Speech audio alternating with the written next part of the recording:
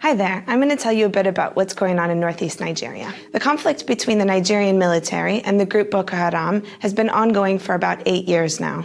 It began in Borno State, spread across the northeast of the country, and spilled over into neighboring countries.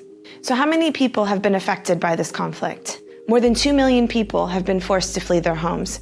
Thousands have died in the fighting, and even more than that by malnutrition, malaria, and measles. In fact, no one knows how many people have died for sure. Humanitarian organizations like MSF haven't been able to work in areas held by Boko Haram or in areas that are contested by the two sides. So what help is MSF providing?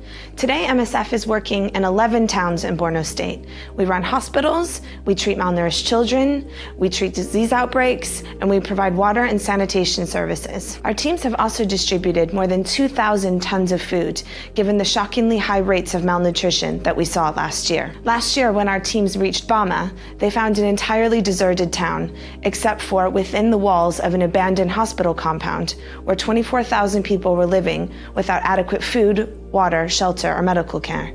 39% of the children screened had the most severe form of malnutrition. So why were people so malnourished?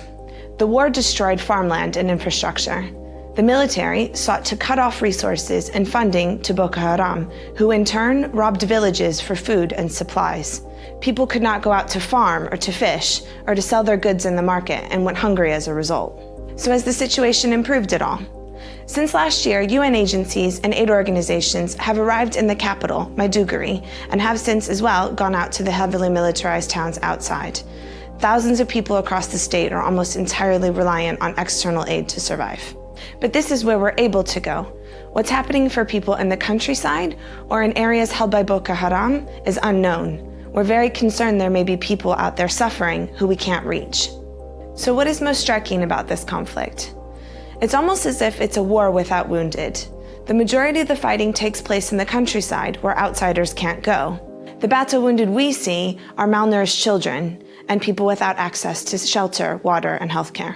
The ongoing conflict means that for millions of people, they have little chance of going home anytime soon. Providing them with life-saving assistance remains as important as ever.